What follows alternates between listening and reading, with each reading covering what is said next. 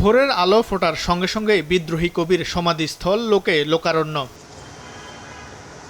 বৃহস্পতিবার জাতীয় কবি কাজী নজরুল ইসলামের ৫০তম মৃত্যুবার্ষিকীতে ঢাকা বিশ্ববিদ্যালয়ে তার সমাধিতে শ্রদ্ধা জানান রাজনৈতিক বিভিন্ন সংগঠন সহ সর্বস্তরের মানুষ।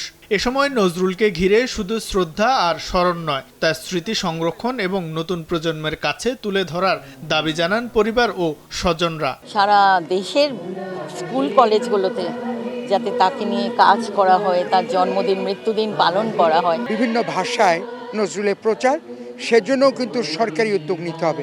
কবির সমাধিতে পুষ্পস্তবক অর্পণ শেষে বিএনপির ভারপ্রাপ্ত মহাসচিব রুহুল কবির রিজভী জানান, ৭১-এর স্বাধীনতা সংগ্রাম থেকে শুরু করে ২৪-এর জুলাই অভ্যুত্থান সব আন্দোলনের অনুপ্রেরণা ছিলেন নজরুল। জুলুমের বিরুদ্ধে প্রতিবাদ করার সাহস জুগিয়েছে তার কবিতা ও গান। স্যান্ডেলিনা সো, রূপচর্চায় আভিজাত্য।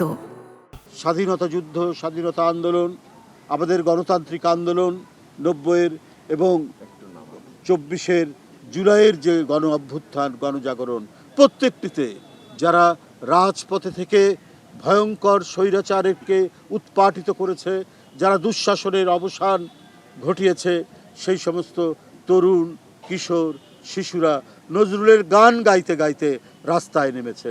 নজরুল দিয়েছে এক বড় শক্তি।